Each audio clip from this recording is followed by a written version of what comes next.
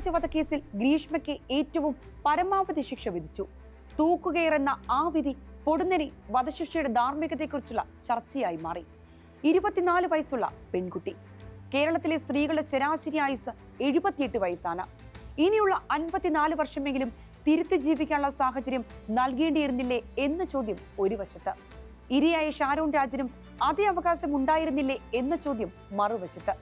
കൊൽക്കത്തയിൽ ആശുപത്രിയിൽ കയറി ഡോക്ടറെ ക്രൂരമായി ബലാത്സംഗം ചെയ്തു കൊന്ന കൊടും ക്രിമിനലിന് അതേ ദിവസം വിധിച്ചത് ജീവപര്യന്തം. വിധികളുടെ വൈജാത്യം പോലും വിശദീകരിക്കാൻ സാമാന്യുക്തി മതിയാകാതെ വരുന്ന സമയമാണ്. സ്പോട്ട്ലൈറ്റ് പരിശോധിക്കുന്നു വധശിക്ഷയുടെ തെറ്റും ശരിയും. കാട്ടുനീതി എന്ന് പറയാറുണ്ടെങ്കിലും കാട്ടിൽ ഭക്ഷിക്കാനല്ലാതെ കൊല്ലുന്നത് ആനകളും പാമ്പുകളും മാത്രമാണ്. അവ രണ്ടും അത് ചെയ്യുന്നത് ജീവഭയം കൊണ്ടും സ്വരക്ഷയ്ക്കുമാണ്. മനുഷ്യർ മാത്രമാണ് കഴിക്കാനല്ലാതെ കൊന്നുകൂട്ടുന്നത്. പ്രതികാരം, അത്യാഗ്രഹം, അസൂയ എന്നീ 3 വികാരങ്ങളിൽ ഒന്നാണ് മനുഷ്യർ നടത്തുന്ന എല്ലാ കൊലപാതകങ്ങളുടെയും മൂല കാരണം. ഒരാൾക്ക് വധശിക്ഷ നൽകിയത് കൊണ്ട് മറ്റൊരാളിൽ ഈ വികാരങ്ങൾ ഉണ്ടാകാതെ ഇരിക്കുന്നില്ല എന്നാണ് മനുഷ്യന്റെ ചരിത്രം പഠിപ്പിക്കുന്നത്. ഈ 3 വികാരങ്ങളും നിയന്ത്രിക്കാൻ ഒരു മാർഗമേ ഉള്ളൂ. അത് മാനവികത പഠിപ്പിക്കുന്ന വിദ്യാഭ്യാസമാണ്.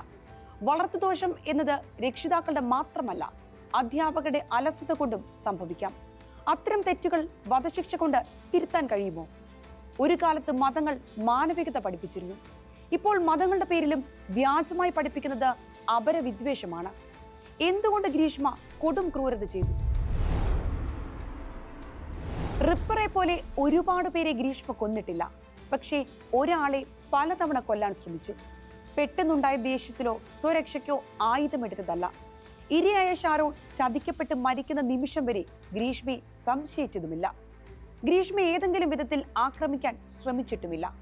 ഷാരോൺ നിയമത്തിന് മുന്നിലോ ധാർമ്മികതയുടെ മുന്നിലോ ഒരു തെറ്റും ചെയ്തിട്ടില്ല. ഗ്രീഷ്മയെ വിവാഹം കഴിച്ച ഷാരോണിന് ആ വീട്ടിലേക്ക് ചെല്ലാനും ഒപ്പം താമസിക്കാനും നിയമപരമായ എല്ലാ അവകാശവും ഉണ്ടായിരുന്നു. ഇനി വിവാഹിതരല്ലെങ്കിൽ കൂടി പ്രായപൂർത്തിയായവർ പരസ്പര സമ്മതത്താൽ ഒന്നിച്ച് താമസിക്കുന്നത് ഇപ്പോൾ കുറ്റവുമല്ല. പൂർണ്ണ വിശ്വാസത്തിൽ ചെല്ലുന്ന ഷാരോണിനെയാണ് ഗ്രീഷ്മ കൊന്നത്. പഴച്ചാറിലും കഷായത്തിലും വരെ പലവട്ടം വിഷം കലക്കി കൊല്ലാൻ ശ്രമിക്കുന്നുണ്ട്. ഒരുപാട് പേരെ കൊന്നില്ലെങ്കിലും സീരിയൽ കൊല തന്നെയാണ് ഗ്രീഷ്മ നടത്തിയത്. ഒരാൾക്കുമേൽ വധശ്രമങ്ങളുടെ പരമ്പര. അതോ ഒരു അനിഷ്ടവും ജീവിതത്തിൽ കാണിച്ചിട്ടില്ലാത്ത ഷാരോണിനോട്.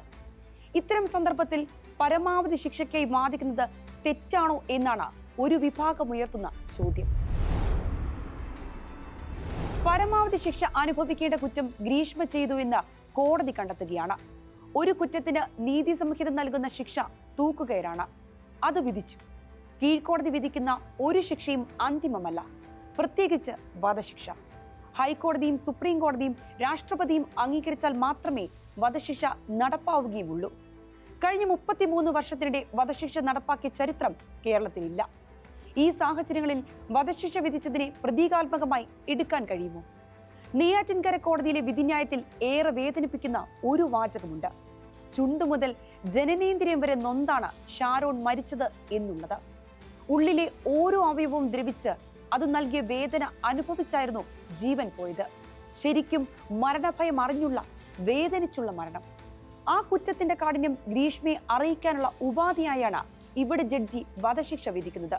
അവിടെ ജഡ്ജിയുടെ മുന്നിൽ സ്ത്രീയെന്നോ ചെറുപ്പമെന്നോ ഉള്ള പരിഗണനയില്ല. കുറ്റവാളി മാത്രമാണ് മുന്നിൽ. ഇങ്ങനെ എത്രയൊക്കെ പറഞ്ഞാലും വധത്തിന് വധശിക്ഷ കൊണ്ട് പരിഹാരം നൽകാൻ കഴിയുമോ? വധശിക്ഷ ഒഴിവാക്കാൻ വിചാരണ കോടതിയിൽ ഒരു ജഡ്ജി വിചാരിച്ചാൽ കഴിയില്ല. അസാധാരണങ്ങളിൽ അസാധാരണമെന്ന് കണ്ടെത്തിയാൽ പരമാവധി ശിക്ഷ വിധിക്കാൻ മാത്രമേ ന്യായാധിപന് കഴിയൂ. നിർഭാഗ്യവശാൽ നമ്മുടെ നീതി സംഹിതയിൽ പരമാവധി ശിക്ഷ വധശിക്ഷയാണ്. അത് തിരുത്തേണ്ടത് പാർലമെന്റാണ്. വധശിക്ഷയ്ക്ക് പകരം മറ്റെന്തു വേണം എന്ന് നമ്മുടെ ജനാധിപത്യം ചർച്ച ചെയ്യണം. റഫറൻഡം എന്നത് ഇവിടെ ഭരണഘടനാപരം അല്ലാത്തതിനാൽ അഭിപ്രായ വോട്ട് സാധിക്കില്ല. എന്നാൽ പാർലമെന്റിന് ചർച്ച നടത്താം. പ്രധാനമന്ത്രിക്ക് സർവകക്ഷി യോഗം വിളിക്കാം.